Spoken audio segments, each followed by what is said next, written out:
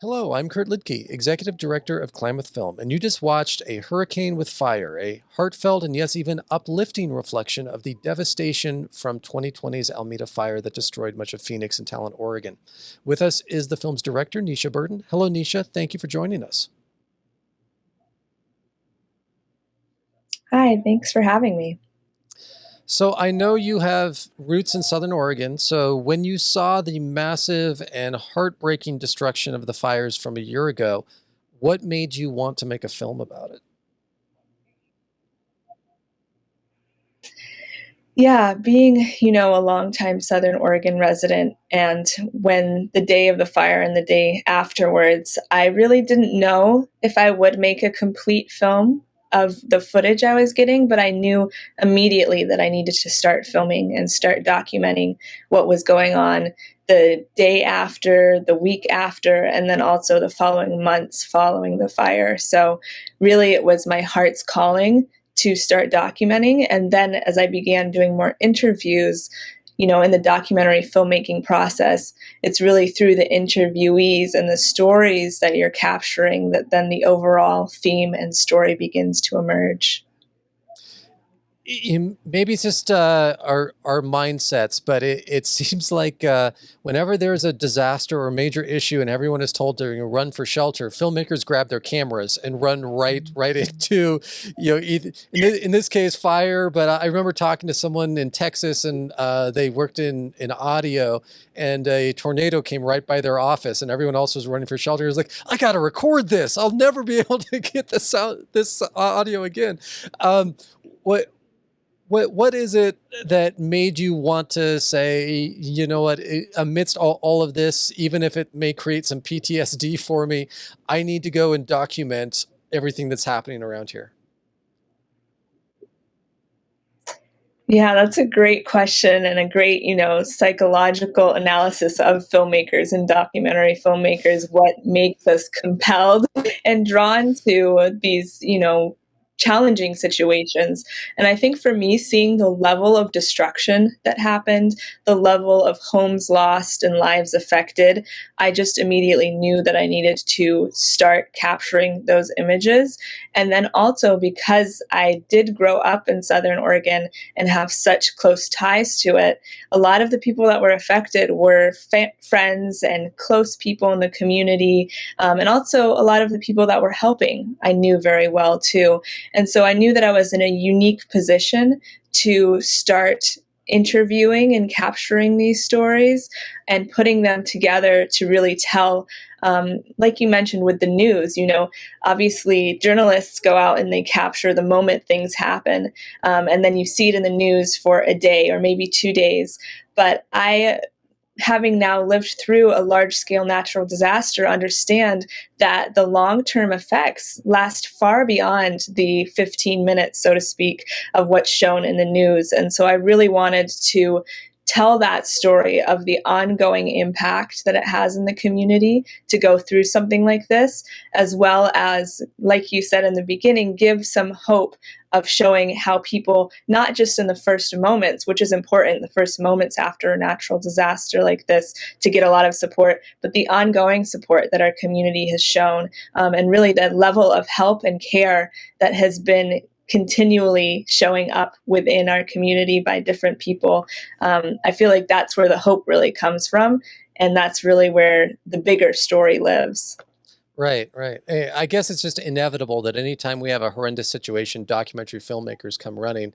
I do remember last year, and these fires happened right before our film festival last year, and it was really tragic. One of our filmmakers in last year's festival actually lost their home, and we ended up holding a cable drive for them because another aspect of filmmakers, you never realize how many adapters and plugs that we actually use until you lose them. And suddenly you need XLRs and RCAs and HDMIs and all those little things in order to be able to do what we do that we don't think about until we can't find those cables. I guess that means next year we'll have a flood of COVID documentaries from all over the world, but hopefully it's not too overwhelming. I was really worried this year that because it takes about a year sometimes for people to complete their films after the incident, that we were going to get a lot of really sad, tragic films about the bootleg fire. But I appreciate the tone of your film.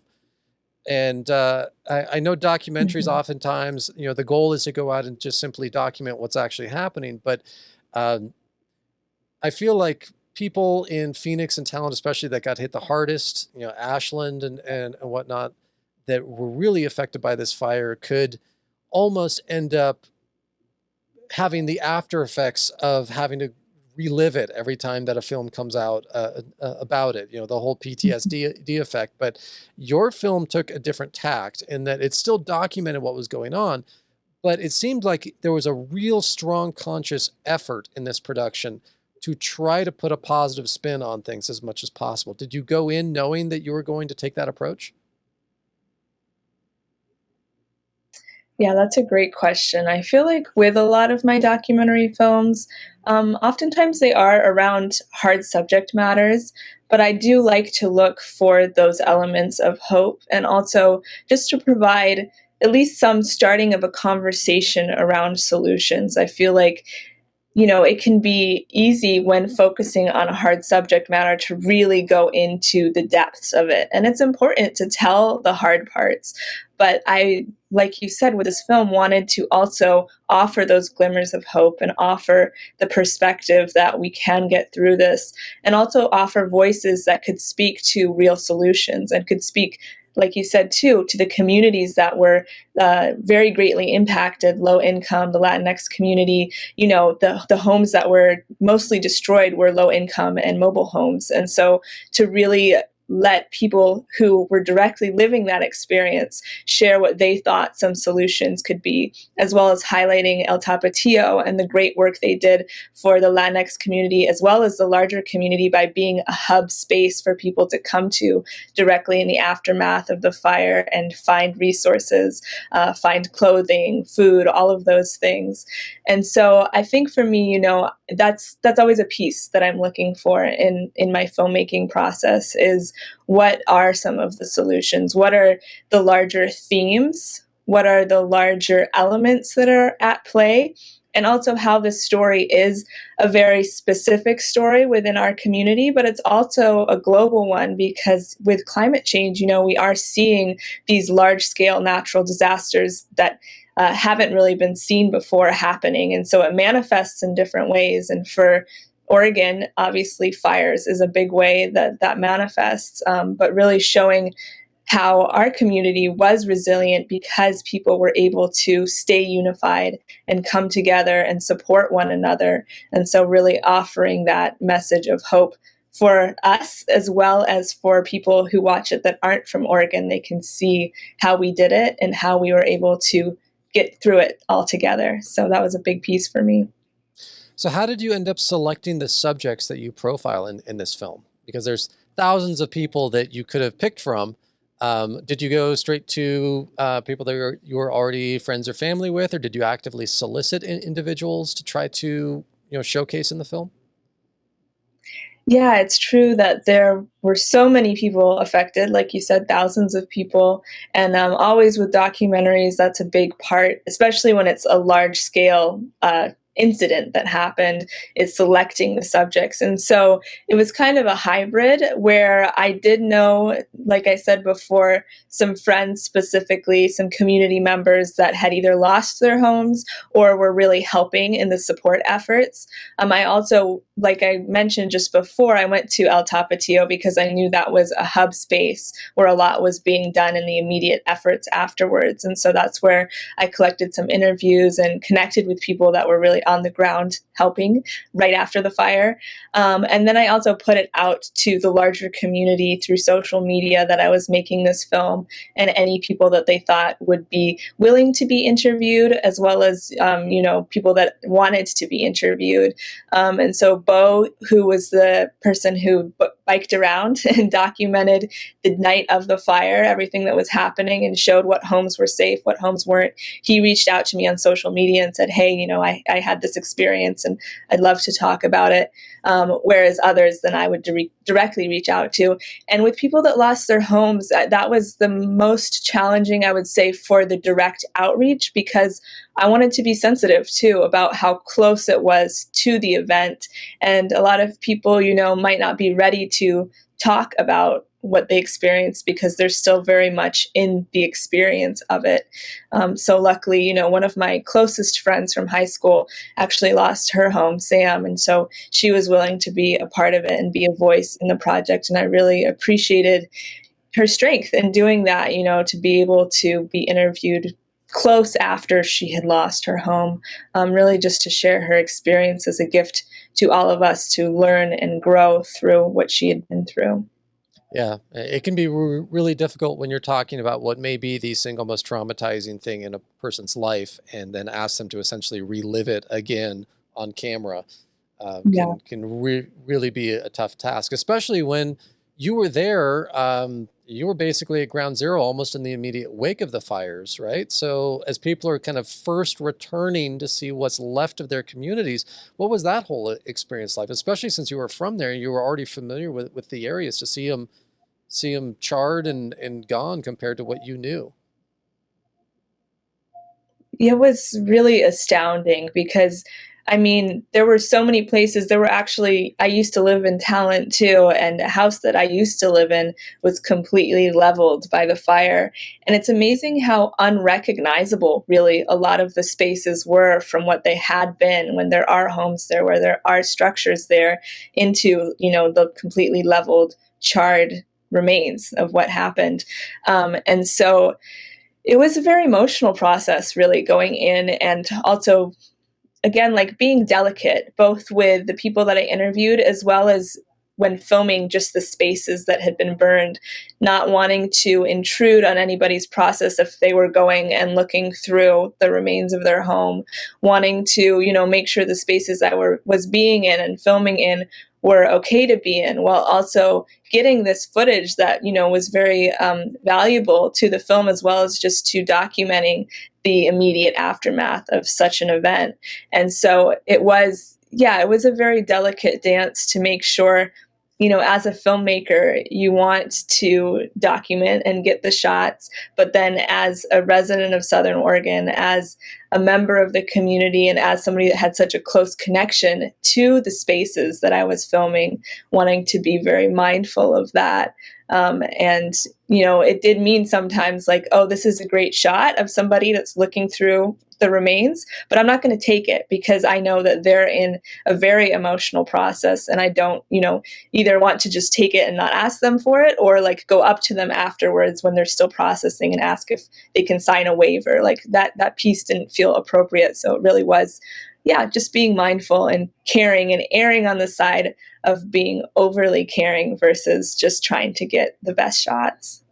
Yeah, that's just what I was going to ask too, because it is a longer film as a short, but it's a very important topic that you cover a lot of bases in. But inevitably, I say all the time to people who ask me about the process of filmmaking, and I usually say, if I'm using more than 5 to 10% of what I filmed, I'm doing something wrong. Particularly when it comes to documentary footage. So what ended up hitting the cutting room floor in the making of this film that maybe you cut just for the sake of time, but you would have liked to have included if at all possible? Yeah, it is. It's hard. As a documentary filmmaker, especially, you get so much footage. Each interview I did was over an hour long. And so right there, I had probably like 12 hours worth of interview footage, and then all of the B-roll as well. And so it is this process really of kind of identifying a flow and a theme for the overall project, and then keeping the pieces that work within that, and also, tell a fuller story, all of the voices together, and then dropping ones that would be really great stories, even just on their own. But it's like you have to part with that. So I did an interview with somebody else who had lost their home, and we had to do it over Zoom. And he said a lot of really amazing things too about having just moved into his house. It was the first time that he was moving into this house with his partner and his child, and they really loved the space. It had been just like a month that they moved into it, and it then burned, and all of their stuff, and it burned. And he gave really, impactful answers about what that experience was like and how they had been living in Medford. And if they stayed there, it would have been fine. But they moved into their dream house in Talent, and then a month later it burned. And so I wished so much that I could include that part, because it was on Zoom, with the technical things of COVID and interviewing during COVID, and he wasn't in the area anymore. It didn't really aesthetically fit with the rest of the piece. So I had to decide, and then also for time's sake, to cut that piece out. But there are so many stories. There are so many stories of each individual person and what they went through. And so it's always hard to pick which stories get included. But I hope that more people can continue to tell their stories and can continue to share them, because I know this is just a small slice of everything that happened. Well, I was a little concerned when we picked this film, but I also really genuinely loved this film and the approach that you took, just in terms of this hits so close to home, and even more so for like the Ashland area of Medford. But we get a lot of viewers with our film festival from folks just over the hill. This hits so close to home. Are we going to have people experience this all over again emotionally? So much tragedy and loss. But what do you hope that people end up taking away from watching this film, A Hurricane with Fire? Yeah, I think that is a great point, that it hits so close to home. And it was very emotional even to just work on it and to edit it and keep watching the footage over and over again. For myself, I had to take breaks because it was so, deeply personal. And so my hope is that, really, like you spoke to earlier, that the takeaway from this can both be about, yes, we need to share our stories. We need to acknowledge the immediate trauma as well as the ongoing issues that are faced when such a large scale natural disaster happens, and when such a large scale loss happens collectively as a community, and that there is hope, and that there is a way that we can get through this together, and we can really help one another and make sure that, say outside interests or profit or all of these things that could take the forefront of importance don't, but really supporting the communities that lost the most, supporting one another, that can be at the forefront of all of our minds, which I really think it is. And then this piece can be an element to continue those conversations, and both to continue that healing that we're all going through together collectively over the years. Like a lot of my interviewees said, this isn't just a year-long process, as we're already seeing, because we're into almost the 1-year anniversary. This is at least a 3-year, but probably longer process of rebuilding. And so with that we can continue to show up for one another, and especially those that lost in this journey that we're all taking together, and that we can continue to put the interests of all the communities that were affected in these fires at the forefront, and really make sure that we build and rebuild stronger and more fortified than ever, both in the sense of building our structures stronger, as well as in the sense of building our community even stronger than it was before. Well, thank you very much, Nisha, for this film and for joining us today. A Hurricane with Fire will be screened on Saturday, September 18th at 7 p.m. at the Ross Ragland Theater in our Southern Shorts category, and also available on demand all week. Thank you so much, Nisha. Thank you.